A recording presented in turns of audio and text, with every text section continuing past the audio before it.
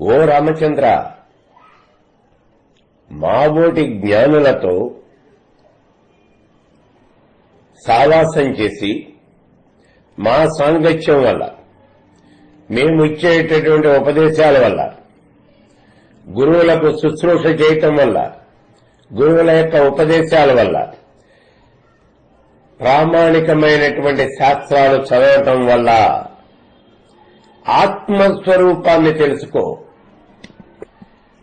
అలా ఆత్మస్వరూపాన్ని తెలుసుకుని త్రిమూర్తులు ఉన్నారు చూడు, జీవన్ముక్తులైనటువంటి వాళ్ళు, బ్రహ్మ విష్ణువు రుద్రుడు, వాళ్ళకి మళ్ళీనే నువ్వు కూడా జీవన్ముక్తుడివై ఈ లోకంలో చరించవలసింది అని చెప్తూ ఉన్నాడు. ఎందుకని అంటే జీవన్ముక్త చరంచేతే త్రిషు లోకేషు సర్వదా అని చెబుతూ ఉన్న శాస్త్రం మనకి. జీవన్ముక్తులైనటువంటి వాళ్ళు ముల్లోకాలలోనూ కూడా సర్వకాల సర్వావస్థల యందు సంచరిస్తూ ఉంటారు అని ఈ గ్రంథాలన్నీ కూడా చెబుతూ ఉన్నాయి. అదే విషయాన్ని చెబుతూ ఉన్నాడు ఇక్కడ వశిష్ఠుడు. ఓ రామచంద్ర, నువ్వు కూడా జీవన్ముక్తుడివై ఈ ముల్లోకాల యందు కూడా చరిస్తూ ఉండవలసింది అని అంటూ ఉన్నాడు.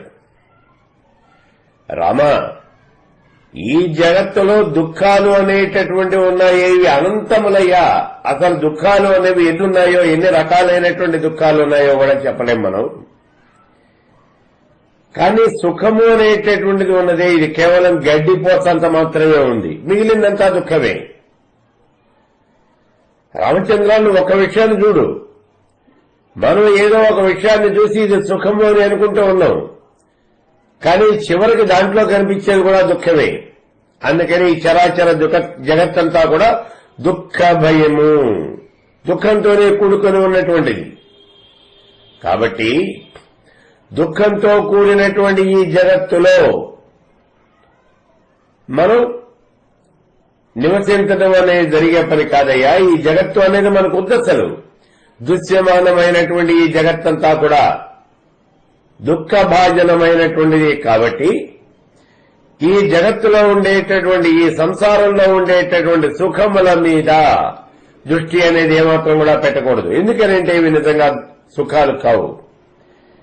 ఇక్కడ సుఖాలుగా కనిపించేవి ఏమీ కూడా సుఖాలు కావు, ఇవన్నీ కూడా దుఃఖకారకాలు. అందుకే తెలివైనటువంటి మానవుడు పురుషార్థాలు సాధించడం కోసం, పురుషార్థము అంటే గతంలో చెప్పాను, ధర్మార్థ కామ మోక్షములు అనేవి 4 కూడా చతుర్విధ పురుషార్థాలు అని చెబుతూ ఉంటారు. కానీ ఇందులో ఉన్నటువంటిది, చివరిలో ఉన్నటువంటిది మోక్షం, అదే పురుషార్థం అసలు. మరి మిగిలినటువంటి ధర్మము, అర్థము, కామము, ఈ 3 కూడా మోక్షాన్ని సాధించడానికి ఉపయోగించేటటువంటి మెట్లు ఇవి. కాబట్టి అటువంటి పురుషార్థమైనటువంటి ఆ మోక్షాన్ని సిద్ధింపజేసుకోవడం కోసమే అనంతమైనటువంటి దుఃఖాలు లేనటువంటి, దుఃఖరహితమైనటువంటి ఆత్మపదం పొందటానికే ప్రయత్నం చేయాలి మానవుడు. ఆత్మపదము, పరమపదము అక్కడ ఏ రకంగానూ కూడా దుఃఖము అనేది ఉండదు. అందుకే అటువంటి ఆత్మపదాన్ని పొందటానికే మానవుడు ప్రయత్నం చేయాలి అని చెప్తూ ఉన్నాడు. ఈ లోకంలో సుఖాలు అనేవి అనేక రకాలుగా ఉన్నాయి. సంభోగంతో వచ్చేటటువంటి సుఖము అనేది ఒకటి, ఇష్టమైనటువంటి పదార్థాలు తినటం వల్ల వచ్చేటటువంటి సుఖం ఒకటి, అధికారం వల్ల వచ్చే సుఖము అనేది ఒకటి. ఇలా అనేక రకాలైనటువంటి ఈ సుఖాలు అనేవి ఉన్నాయ్యా. ఇవే నిజమైనటువంటి సుఖాలు అని చెప్పి ఎవరైతే భ్రాంతి చెందుతూ ఉంటారో, ఎవరైతే భావన చేస్తూ ఉంటారో, అటువంటి వాళ్ళందరూ కూడా కూపస్థ మండూకములు, నూతిలో ఉన్నటువంటి కప్పల్లాంటి వాళ్ళు. అంధమండూకాలు అంటే గుడ్డి కప్పల లాంటి వాళ్ళు వీళ్ళందరూ కూడా. అంటే వీళ్ళకి ఏమీ తెలియదు, బయట ప్రపంచము అనేటటువంటి తెలియదయ్యా, అసలు సుఖము అనేది తెలియదు, పరమేశ్వర స్వరూపము అనేది తెలియదు. అందుకే వీళ్ళందరూ కూడా తాము అనుభవిస్తున్నటువంటి సుఖమే నిజమైనటువంటి సుఖము అని భావన చేస్తూ ఉన్నారు. ఈ లోకంలో అన్నీ వంచేటటువంటివే సుఖాలుగా కనిపిస్తూ ఉంటాయి నీకు. నిజమైనటువంటి సుఖం ఏది కూడా కాదు. ఈ విషయాలు వశిష్ఠుడు మన కోసమే చెప్తూ ఉన్నాడు. చూడండి, రాముడికి కాదు ఇవి చెప్పేది, మన కోసం చెప్తున్నాడు. పసిపిల్లల్ని చూసి వాళ్ళని ఎత్తుకుని ముద్దాడతాం. వాళ్లే మన లోకము అని అనుకుంటాం. వాళ్ళని వదిలిపెట్టి ఉండలేము అనుకుంటాం. వాళ్లే మన ప్రాణం, వాళ్లే మన సర్వస్వము, ఇలా భావన చేస్తూ ఉంటాం. కానీ ఇక్కడ నిజమైనటువంటి విషయం ఏమిటి అంటే, పెరిగి పెద్దయిన తర్వాత ఆ పిల్లల వల్లే నీకు అనేకమైనటువంటి కష్టాలు వస్తాయి. సామాన్యంగా కాదు, వీళ్ల వల్లనే నీకు కష్టాలు వస్తాయి. అలాగే లోకంలో ఏదైనా సరే సుఖాన్ని ఇస్తున్నట్టుగా కనిపించేటటువంటి సుఖవంతమైనటువంటిది ఏదైనా సరే దానివల్ల నిజంగా ఉన్నది దుఃఖమే. పైకి మిత్రులుగా కనిపిస్తాయి, కానీ లోపల మాత్రం ఇవి అత్యంతమైనటువంటి శత్రువులయ్యా రామచంద్ర. వీటికి అలవాటు పడినటువంటి మానవుడు, ఈ విషయాలకు ఆసక్తుడైనటువంటి మానవుడు, మోహము అనేటటువంటి పాశంలో చిక్కుకున్నటువంటి ఈ మానవుడు ఒక కష్టాన్ని నుంచి ఇంకో కష్టానికి, ఒక దుఃఖాన్ని నుంచి ఇంకో దుఃఖానికి, ఒక భయం నుంచి ఇంకో భయానికి ఇలా వెడుతూనే ఉంటాడు. అంటే ఈ భయం తీరిపోతే ఇంకో భయం వస్తుంది, ఈ కష్టం తీరిపోతే ఇంకో కష్టం వస్తుంది. అంతేగాని కష్టములు లేనటువంటి సమయము అనేది ఎక్కడా కూడా ఉండదు, దుఃఖాలు లేనటువంటి సమయము అనేది ఉండదు. ఒక దుఃఖం తీరితే ఇంకో దుఃఖం వస్తుందయ్యా. ఇలా దుఃఖములు అనేవి అలా వస్తూనే ఉంటాయి. ఆ దుఃఖాలన్నీ కూడా అనుభవించడం కోసమే ఈ అజ్ఞాని అయినటువంటి మానవుడు ఉన్నాడు ఇక్కడ. కాబట్టి రామచంద్ర, వీటన్నింటినీ కూడా మనం త్యజించాలి. అంటే అజ్ఞానాన్ని వదులుకోవాలి. అజ్ఞానాన్ని వదులుకోవటం అనేది ఎలా జరుగుతుంది? వైరాగ్యము, అభ్యాసము, ఈ రెండింటి ద్వారా గొప్పదైనటువంటి వివేకాన్ని ఆశ్రయించి ఘోరమైనటువంటి ఈ సంసారము అనేటటువంటి ఈ సాగరాన్ని దాటివేయాలి. సంసారము అనేటటువంటి ఈ సాగరం నుంచి ఈ సముద్రాన్ని దాటాలి అంటే ఇక్కడ మార్గం ఒకటేనయ్యా, వైరాగ్యము, అభ్యాసము. ముందుగాను వైరాగ్యాన్ని పొందాలి. అలా వైరాగ్యాన్ని పొందిన తర్వాత నువ్వు అభ్యాసము అనేది చేయాలి. వచ్చినటువంటి వైరాగ్యాన్ని నిలబెట్టుకోవడం కోసం ప్రయత్నం చేయాలి. దీనివల్ల మాత్రమే నువ్వు సంసారము అనేటటువంటి ఈ ఊబి నుంచి బయటపడగలుగుతావు. ఇక్కడ ఈ సంసారము అనేదంతా కూడా మాయతో కూడినటువంటిది. ఇది ఎలాంటిది అంటే విషం లాంటిది, సామాన్యమైనటువంటిది కాదు. ఇది బ్రహ్మాండమైనటువంటి మహాభయంకరమైనటువంటి విషం. ఇది మానవుడికి మూర్ఛను కలగజేస్తుంది, సంసారం మీద మోహాన్ని కలగజేస్తుంది. అటువంటిది సంసారం అంటే ఇది విషం. కాబట్టి విచారణ చేసేటటువంటి వాడు, దీని గురించి ఆలోచించేటటువంటి వాడు, జ్ఞాని అయినటువంటి వాడు ఎప్పుడు కూడా జ్ఞాన సముపార్జన చేద్దాము అని అనుకునేటటువంటి వాడు, మోక్షాన్ని పొందాలి అనుకునేటటువంటి వాడు ఎప్పుడు కూడా నిద్ర అనేది పోకూడదు. నిద్రను వదిలిపెట్టేసేయాలి. అంటే అజ్ఞానంతో ఉండకూడదు అని చెప్తూ ఉన్నాడు. అజ్ఞానాన్ని ఎప్పుడు కూడా దగ్గరగా రానివ్వకూడదు, బహుజాగరూకుడై ఉండాలి. సదా మేల్కొని ఉండాలి. అంటే సదా జ్ఞానంతోనే ఉండాలి అని చెప్తున్నాడు. జ్ఞానాన్ని కలిగి ఉండాలి. ఈ సంసారంలో ప్రవేశించి ఎవడైతే అజాగ్రత్తగా ఉంటాడో, ఎవడైతే ఆత్మజ్ఞానాన్ని పొందకుండా అలాగే అజ్ఞానంలో కొట్టుమిట్టాడుతూ ఉంటాడో, వాడు మండిపోతూ ఉన్నటువంటి ఇంట్లో పడుకుని తలుపులు వేసుకుని పడుకుని నిద్రపోతున్నటువంటి వాడయ్యా. గడ్డితో ఒక పాక వేశాం, ఆ పాకకి నిప్పంటుకుంది. అజ్ఞాని అయినటువంటి మానవుడు, మూర్ఖుడైనటువంటి మానవుడు ఆ పాకలో పడుకుని ఉన్నాడు, తలుపులు వేసుకుని పడుకుని నిద్రపోతూ ఉన్నాడు. పాకేమో అంటుకుని మండిపోతూ ఉన్నది. అంటే ఈ మంటల్లో అతడు కూడా కాలి బూడిదైపోతాడు, భస్మమైపోతాడు. ఆ విషయం తెలియక ఈ సంసారము అనేటటువంటి ఈ సాగరంలో ప్రవేశించి అజ్ఞానంలో కొట్టుమిట్టాడుతూ ఉన్నాడు. ఓ రామచంద్ర, ఈ లోకంలో మానవుడు దేన్ని పొందిన తర్వాత మళ్లీ పునర్జన్మ అనేది ఉండదు. దేనిని పొందిన తర్వాత మళ్లీ దుఃఖము అనేది ఉండదు. దేనిని పొందిన తర్వాత కేవలము సుఖము అనేటటువంటిది ఉంటుందో అటువంటి ఆత్మని మాత్రమే పొందటానికి ప్రయత్నం చేయాలి. ఆత్మస్వరూపాన్ని పొందినటువంటి మానవుడికి జన్మ రాహిత్యం కలుగుతుంది. ఈ విషయాన్ని గతంలో అనేక సార్లు చెప్పుకున్నాం. ఆత్మని గనక పొందగలిగినట్లయితే, ఆత్మ సౌపార్జన అనేది చేయగలిగినట్లయితే, ఆత్మజ్ఞానాన్ని పొందగలిగినట్లయితే అటువంటి మానవుడికి ఇతడి దుఃఖము అనేది ఏమాత్రము కూడా ఉండదు. ఆత్మజ్ఞానికి దుఃఖము అనేది ఉండదు. జ్ఞానం ఎప్పుడైతే వచ్చిందో అతడి యొక్క సంచిత కర్మ అనేది పూర్తిగా నాశనమైపోతుంది. సంచిత కర్మ అనేది ఎప్పుడైతే నాశనమైపోయిందో అప్పుడు పునర్జన్మ అనేది ఉండదు. అందుకే జన్మరాహిత్యం జరుగుతుంది అని చెప్తూ ఉన్నాం. కాబట్టి దేన్ని పొందిన తర్వాత మానవుడు మళ్లీ ఈ సంసారంలో, ఈ జగత్తులో జన్మించడు. అంటే ఆత్మజ్ఞానాన్ని పొందిన తర్వాత మానవుడికి మళ్లీ జన్మ అనేది లేదు, పునర్జన్మ అనేది లేదు, జన్మరాహిత్యం అనేది జరుగుతుంది. ఆత్మజ్ఞానాన్ని పొందిన తర్వాత మానవుడి దుఃఖము అనేది ఉండదు. ఇంకా అతడు పరమమైనటువంటి ఆనందాన్ని పొందుతాడు, సుఖాన్ని పొందుతాడు. ఇవన్నీ కూడా జ్ఞానం చేతనే కలుగుతాయి. కాబట్టి ఓ రామచంద్ర, అటువంటి జ్ఞానాన్ని సముపార్జన చేయాలయ్యా. ఇక్కడ చెప్తూ ఉన్నాడు చూడండి వశిష్ఠ మహర్షి. ఇక్కడ వశిష్ఠ మహర్షి చెప్తూ ఉన్నాడు చూడండి, మోక్షం పొందడానికి చాలా తేలికైనటువంటి మార్గం ఏమిటి అంటే కేవలీ భావము, అంటే కైవల్యాన్ని పొందటం ఒకటేను.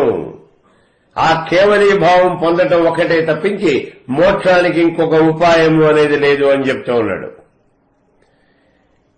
అసలు ఏమిటి ఈ కేవలీ భావము అంటే, దీన్ని మనకి విశిష్టాద్వైతంలో చెప్పడం జరుగుతుంది. అంటే విశిష్టాద్వైతంలో మోక్షము అనేది రెండు రకాలుగా ఉన్నది అని చెప్పి మోక్షాన్ని రెండు రకాలుగా విడగొట్టారు. ఒకటి భగవత్ప్రాప్తి, రెండోది కైవల్యము. భగవత్ప్రాప్తి అంటే ఆ వైకుంఠంలో ఉన్నటువంటి శ్రీమన్నారాయణ్ణి అలా చూస్తూ అక్కడ ఉన్నటువంటి జనులతో, ఆ పుణ్యం చేసుకున్నటువంటి ఆ మహానుభావులతో, వాళ్ళందరితోనూ కూడా కలిసి ఆడుతూ పాడుతూ వాళ్ళతో కాలక్షేపం చేయటం, దీన్ని భగవత్ప్రాప్తి అన్నారు. అయితే ఇక్కడ రెండవది కైవల్యము అని అన్నారు. కైవల్యము అంటే జీవుడు ప్రకృతి బంధనాల నుంచి విడివడి తన యొక్క స్వస్వరూపంతో కేవలుడై ఉండటము. ఐహిక బంధనాలు, ప్రకృతి యొక్క బంధనాలు, వీటన్నింటి నుంచి కూడా విడిపడతాడు. తన యొక్క స్వరూపంతో కేవలుడై ఉండటం, దీన్నే కైవల్యము అని అంటారు. ఇది కూడా శాశ్వతమైనటువంటి స్థితే. అంటే ఈ కైవల్యం పొందినటువంటి ఈ మానవుడికి ద్వంద్వములు అనేవి ఏవి కూడా ఉండవు, రాగద్వేషాలు ఉండవు, ఇంకా సుఖ దుఃఖాలు అనేవి ఏవీ ఉండవు. ఈ జగత్తులో ఉండవలసినటువంటి ఈ లక్షణాలన్నీ కూడా వదిలిపెట్టేస్తాడు. కేవలము ఆత్మగానే మిగులుతాడు. అది కైవల్యము అంటే. అటువంటి వాడినే కైవల్యుడు అని అంటారు. దాని గురించే ఇక్కడ చెబుతూ ఉన్నాడు. నాశనరహితమైనటువంటి శాంతమైనటువంటి ఆ కేవలీ భావము అనేది ఉన్నదే, అది తప్పించి మోక్షం పొందడానికి ఇంకో ఉపాయము అనేది ఏది కూడా లేదయ్యా. అటువంటి ఈ కేవలీ భావము అనేది ప్రాప్తించిన తర్వాత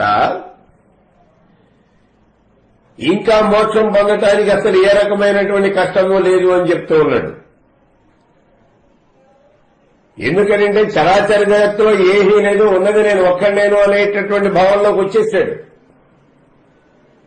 అతనికి కష్టం గాని సుఖం గాని దుఃఖం గాని ఇవేమీ లేవు. కాబట్టి అతడు ఆత్మస్వరూపుడైపోయాడు. ఆత్మస్వరూపుడు జీవాత్మ పరమాత్మ రెండూ ఒకటే. ఇప్పుడు అదే కావలసినటువంటి స్థితి. దానికి ఏం పెద్దగా కష్టపడక్కర్లేదు ఇంకా. అందుకే అంటూ ఉన్నాడు, ఈ కేవలీభావం పొందినటువంటి వాడు ఇంకా మోక్షం పొందడానికి కష్టం అనేది ఏం లేదా, ఏ రకమైనటువంటి అడ్డంకి కూడా ఉండదు. రామా, నీకు ఒక్క విషయం చెప్తాను విను.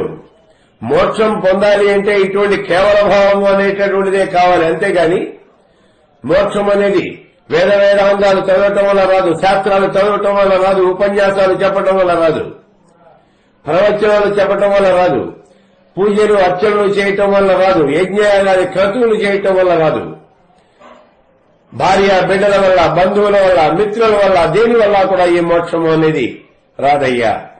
మరి మోక్షం కావాలి అంటే ఏం కావాలి? కేవలీభావము ఇదొక్కటే కావాలి.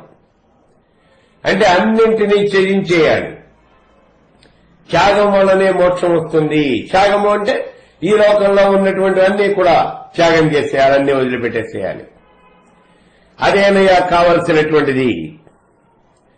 అందుకే ఓ రాఘవ, వేదాంతపరమైనటువంటి విషయాలు ఎప్పుడూ వినాలి, అలా వింటూ ఉండాలి. నిధిధ్యాస అనేటటువంటి దీంట్లోనే కాలాన్ని వెళ్ళబుచ్చుతూ ఉండాలి. పురుష ప్రయత్నము అనేది బాగా చేయాలి. వీటి వల్లనే ఆ బ్రహ్మాకారము అనేటటువంటిది అతని యొక్క మనస్సులో స్థిరపడుతుంది. అప్పుడు మాత్రమే అతడు కేవలము ఆత్మపదాన్ని పొందగలుగుతాడు. ఓ రాఘవ, దేహము ఇంద్రియాలు ఇవే ఆత్మ అని అనుకుంటూ ఉన్నాడు అజ్ఞాని అయినటువంటి మానవుడు. దేహం అంటే ఆత్మ కాదు, ఇంద్రియాలు ఆత్మ కాదు. దేహం వేరు, ఆత్మ వేరు, ఇంద్రియాలు వేరు, ఆత్మ వేరు. ఇలా దేహం నుంచి ఇంద్రియాల నుంచి ముందుగా ఆత్మని వేరు చేయాలి. అలా వేరు చేసి కేవలం వివేకం చేత, శ్రవణ మనన నిధి ధ్యాసాదుల చేత, విచారణ చేత, ఏకాగ్రత చేత దుఃఖాన్ని సమూలంగా నాశనం చేయాలి. విషయ వాంఛలన్నీ కూడా వదిలిపెట్టేయాలి. అటువంటి మానవుడికి మాత్రమే బ్రహ్మ పదము అనేది లభిస్తుంది. చూడండి, మోక్షాన్ని పొందేటటువంటి మార్గాన్ని చెబుతాను అని అంటూ ఉన్నాడు. ఇంతవరకు ఈ వశిష్ఠ మహర్షి ఇప్పుడు చెబుతూ ఉన్నాడు.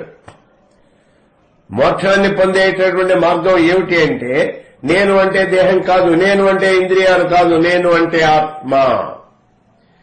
ముందు ఈ విషయాన్ని తెలుసుకోవాలి. ఆ తర్వాత శ్రవణము, మననము, నిధిధ్యాస ఇవన్నీ చేస్తూ ఉండాలి. ఏకాగ్రమైనటువంటి చిత్తంతోనే ఉండాలి. దుఃఖానికి మూలమైనటువంటి ఈ విషయ వాసనలు ఉన్నాయి చూడండి, వీటన్నింటినీ కూడా పరిచయించాలి. ఈ విషయ వాసనలు, ఈ సమూహాలన్నీ కూడా పరిచయించాలి. అలా పరిచయించినటువంటి మానవుడు మాత్రమే పరమపదాన్ని పొందగలుగుతాడు. అతడి యొక్క ఆత్మీయ పరమపదాన్ని పొందగలుగుతూ ఉన్నది. అతడే జీవన్ముక్తుడవుతాడు అని చెప్తూ ఉన్నాడు. ఓ రాఘవ, పరమపదము అనేటటువంటి సుఖప్రదమైనటువంటి ఆ ఆసనం మీద కూర్చుని ఆత్మతత్వాన్ని గురించి విచారించేటటువంటి ఆ మహానుభావుడు ఎవడైతే ఉన్నాడో అతడు పరమపదాన్ని పొందుతాడు అని చెప్తూ ఉన్నాడు. అంటే ఆత్మతత్వాన్ని తెలుసుకున్నటువంటి వాడు, తానే ఆత్మస్వరూపమైనటువంటి వాడు, తాను ఆత్మతత్వాన్ని గురించి విచారణ చేస్తూ ఉన్నటువంటి వాడు, స్వస్వరూప జ్ఞానం కలిగినటువంటి వాడు, అతడు పరమపదాన్ని, ఆత్మపదాన్ని పొందుతాడయ్యా, బ్రహ్మాకారాన్ని పొందుతాడు అని చెప్తూ ఉన్నాడు. అతడు మాత్రమే బ్రహ్మానందాన్ని పొందుతాడు అనేటటువంటి విషయాన్ని చెప్తూ ఉన్నాడు. ఈ బ్రహ్మానందం పొందాలి అంటే సామాన్యమైనటువంటి వాళ్ళు ఎవరికీ కూడా ఇది సిద్ధించేటటువంటిది కాదు. ఈ బ్రహ్మానందము అనేటటువంటిది మరి ఎవరు పొందగలుగుతాడు ఈ బ్రహ్మానందాన్ని? కేవలుడు మాత్రమే పొందగలుగుతాడు. సర్వాన్ని ఛేదించినటువంటి వాడు మాత్రమే ఈ బ్రహ్మానందాన్ని పొందగలుగుతాడు. ఓ రాఘవ, భూలోక, భోర్లోక, సువర్లోకాలు అని అనేకమైనటువంటి లోకాలు చెప్తూ ఉన్నాం. కింద 7 లోకాలు, పైన 7 లోకాలు, 14 లోకాలు ఉన్నాయి, చతుర్దశ భువనాలు అని చెబుతూ ఉన్నాం. ఈ సమస్తమైనటువంటి లోకముల యందు ఉన్నటువంటి పదార్థాలన్నీ కూడా అసత్యమైనటువంటివి. మనం ఏమనుకుంటామంటే భూలోకంలో ఉన్నటువంటి ఈ పదార్థాలే అసత్యమైనటువంటివి, స్వర్గంలో ఉన్నటువంటివన్నీ కూడా సత్యమైనటువంటివి అనుకుంటాం. ఏవి కాదు. భూలోకము అనేది ఎలా అసత్యమైనటువంటిదో స్వర్గలోకం కూడా అలాగే అసత్యమైనటువంటిది. భూలోకంలో పుణ్యకర్మలను ఆచరించినటువంటి వాడు స్వర్గానికి పోయి అక్కడ సుఖాలు అనుభవిస్తాడు. అతడు చేసినటువంటి పుణ్యకర్మల యొక్క ఫలితము అనేది ఎంతకాలం అయితే ఉంటుందో అంతకాలము కూడా స్వర్గలోకంలో ఉండే సుఖాన్ని అనుభవిస్తాడు. అతని యొక్క పుణ్యము అనేది క్షీణించిపోయిన తర్వాత మళ్లీ భూలోకంలో జన్మిస్తాడు. కర్మ శేషాన్ని అనుభవించడం కోసం భూలోకంలోకి వచ్చేస్తాడు. కాబట్టి స్వర్గలోకం అనేది కూడా శాశ్వతమైనటువంటిది కాదు. అంతేకాదయ్యా, మిగిలినటువంటి ఏ లోకాలైనా ఇంతే, ఏవి కూడా శాశ్వతమైనటువంటివి కాదు. ఇవన్నీ కూడా నాశనమైపోయేటటువంటివే. ఇవన్నీ కూడా ఎండమావులు లాంటివి. కాబట్టి ఈ లోకాల్లో ఎక్కడికి వెళ్ళినప్పటికీ కూడా నీకు పరమమైనటువంటి సుఖము అనేది కలగదు. పైలోకాలకి పో, కింద లోకాలకి పో, ఎక్కడికి పోయినప్పటికీ కూడా నీకు సుఖము, పరమమైనటువంటి శాంతి అనేది కలగదయ్యా. ఈ కారణం చేతనే ఈ మానవుడు ఆ పరమాత్మలో ఐక్యం పొందడం కోసమే ప్రయత్నం చేయాలి. జన్మరాహిత్యం కోసం ప్రయత్నం చేయాలి. పరమమైనటువంటి సుఖము అనేది ఎక్కడైతే ఉన్నదో ఆ సుఖాన్ని పొందడానికే ప్రయత్నం చేయాలి. ఆ పరమాత్మతో ఐక్యం పొందాలి అంటే పరమాత్మకు ఉన్నటువంటి లక్షణాలే మనకు కూడా కావాలి. మనం పోయి పరమాత్మలో ఐక్యం పొందాలి అనుకున్నాం అనుకోండి, అప్పుడు పరమాత్మలాగానే మనం కూడా ఉండాలి. పరమాత్మకు ఏ లక్షణాలైతే ఉన్నాయో ఆ లక్షణాలే మనకి ఉండాలి. ఇంద్రియ నిగ్రహము అనేది మనకు ఉండాలి. రాగద్వేషాలు ఉండకూడదు. దేని మీద కోరిక అనేది ఉండకూడదు. ఇది కావాలి అని ఉండకూడదు, ఇది వద్దు అని ఉండకూడదు. అన్నింటినీ సమానమైనటువంటి దృష్టితో చూడగలిగినటువంటి దృష్టి మాత్రమే కావాలి. కాబట్టి శమము, దమము, సంతోషము ఇలాంటి సాధనాలతో ముందు మనస్సును జయించేయాలి. మనోనాశనం కావాలి. ఓ రాఘవ, పరమాత్మ యొక్క సాక్షాత్కారం కావాలి అంటే మనోనాశనం కావాలయ్యా. నీకు ఇంకో విషయం చెప్తాను విను. ఆ పరమాత్మ యొక్క సాక్షాత్కారం అయితేనే నీకు నిజంగా ఆనందము అనేది ఏమిటో తెలుస్తుంది అని చెప్తూ ఉన్నాడు. ఇప్పుడు ఓ రాఘవ, వివిధ రకాలైనటువంటి ఆనందాలని అనుభవిస్తూ తద్వారా బ్రహ్మానందాన్ని అనుభవించాలయ్యా అని చెప్తున్నాడు. వివిధ రకాలైనటువంటి ఆనందములు అంటే మానవుడు మరణించిన తర్వాత అంటే పరబ్రహ్మలో లీనమవుతాడు. ఆ పరబ్రహ్మ బ్రహ్మానందంలో ఉంటాడు అని చెప్పుకుంటూ ఉంటాం మనం. ఆనందమయ కోశమునందు ఉన్నటువంటి పురుషుడు అతడే పరమాత్మ. అతడు ఆనంద డోలికలలో తేలియాడుతూ ఉంటాడు అన్నాం. అతడు పొందేటటువంటి ఆనందాన్ని బ్రహ్మానందము అని చెప్పుకున్నాం మనం. అందుకే పరమేశ్వర స్వరూపాన్ని గురించి చెప్పేటప్పుడు బ్రహ్మానందం పరమసుఖదం కేవలం జ్ఞానముక్తిం అన్నాం. అటువంటి బ్రహ్మానందాన్ని పొందుతాడు. ఈ బ్రహ్మానందము అనేది ఒక్కటే ఆనందం కాదు, అనేకమైనటువంటి ఆనందాలు కలిస్తే వచ్చేటటువంటిది ఈ బ్రహ్మానందం. ఈ బ్రహ్మానందం పొందాలి అంటే జ్ఞానానందం, విషయానందం, ఆత్మానందం, అద్వైతానందం, యోగానందం, 5 రకాలైనటువంటి ఆనందాలు కావాలి. ఈ 5 రకాలైనటువంటి ఆనందాలు పొందినటువంటి వాడు మాత్రమే బ్రహ్మానందాన్ని పొందగలుగుతాడు. కాబట్టి ఓ రాఘవ, ఆ పరమాత్మ సాక్షాత్కారం చేతనే ఈ బ్రహ్మానందము అనేది కలుగుతుందయా నీకు అని చెప్తూ ఉన్నాడు. అయితే ఇక్కడ మీకు అనుమానం వస్తుంది, ఇప్పుడు ఈ జ్ఞానానందం, విషయానందం, ఆత్మానందం, అద్వైతానందం, యోగానందం అని వీటన్నిటిని గురించి చెప్పారు కదా, మరి ఈ ఆనందాలు ఏమిటి అని. ఈ ఆనందాల గురించి కనుక కావాలి అన్నట్లయితే వేదాంత విద్యాసారథి నేను రాసినటువంటి ఆ పుస్తకం చూడండి, లేదా ఆ సీడీ వినండి, దాని మీద ఇచ్చినటువంటి ఉపన్యాసాలు వినండి. అక్కడ ఉన్న ఈ ఆనందాల గురించి, ఈ ఆనందముల యొక్క సమూహమే బ్రహ్మానందము. ఓ రాఘవ, చివరగా ఒక మాట చెబుతాను విను. మానవుడు గాని, రాక్షసుడు గాని, దేవత గాని, గంధర్వుడు గాని, యక్షుడు గాని, కిన్నెరుడు గాని, కింపురుషుడు గాని, సిద్ధుడు గాని, సాధ్యుడు గాని, ఎవరైనా సరే అతడు ఏ స్థితిలో ఉన్నా సరే, కూర్చున్నా, నుంచున్నా, పడుకున్నా, తిరుగుతూ ఉన్నా, ఎలా ఉన్నప్పటికీ కూడా అతడు పూర్తిగా మనశ్శాంతి అనేది పొంది ఉండాలి, పరమమైనటువంటి శాంతి అనేది పొంది ఉండాలి. పరమమైనటువంటి శాంతి పొంది ఉండాలి అంటే ఇప్పటి వరకు మనం చెప్పినటువంటి లక్షణాలన్నీ కూడా అతని దగ్గర ఉండాలి. అతని దగ్గర శవదమాదులు ఉండాలి, అంటే ఇంద్రియ నిగ్రహం అనేది పూర్తిగా ఉండాలి, మనోనాశనం అనేది జరిగి ఉండాలి. ఇది కావాలి, ఇది అక్కర్లేదు అనేటటువంటి ఏది ఉండకూడదు, రాగద్వేషాలు ఉండకూడదు, ఏ రకమైనటువంటి వాంఛలు కూడా ఉండకూడదు. చరాచర జగత్తంతా నాలోనే ఉన్నది, నేనే పరబ్రహ్మ స్వరూపాన్ని అనేటటువంటి భావన మాత్రమే అతడికి ఉండాలి. అతడు కేవలుడై ఉండాలి. అటువంటి కేవలుడికి మాత్రమే ఈ పరమాత్మ సుఖము అనేది ప్రాప్తిస్తుంది. పరమాత్మ సుఖము ప్రాప్తించటము అన్నా, పరమ పదం ప్రాప్తించటము అన్నా, పరమ పదాన్ని చేరటము అన్నా, ఆ పరమాత్మని పొందటము అన్నా, మోక్షం పొందటము అన్నా అన్నిటికీ కూడా అర్థం ఒకటే. కాబట్టి ఓ రాఘవ, అటువంటి మానవుడు మాత్రమే ముక్తుడవుతాడు. అందుకే మొట్టమొదటిలో మనం చెప్పుకున్నాం చూడండి, ముక్తి అంటే విముక్తి, ఐహికమైనటువంటి ఈ బంధనాల నుంచి విముక్తి, రాగద్వేషాల నుంచి ముక్తి, చరాచర జగత్తులో ఉన్నటువంటి విషయ వంచల నుంచి విముక్తి, కామ క్రోధాల నుంచి విముక్తి. ఈ జగత్తులో ఉన్నటువంటి అన్ని రకాలైనటువంటి విషయాల నుంచి కూడా విముక్తి పొందటాన్నే ముక్తి అని అంటారు, అదే మోక్షము. ఇలా ఈ విముక్తి పొందినటువంటి మానవుడే ముక్తుడవుతాడు, అతడే కేవలుడు.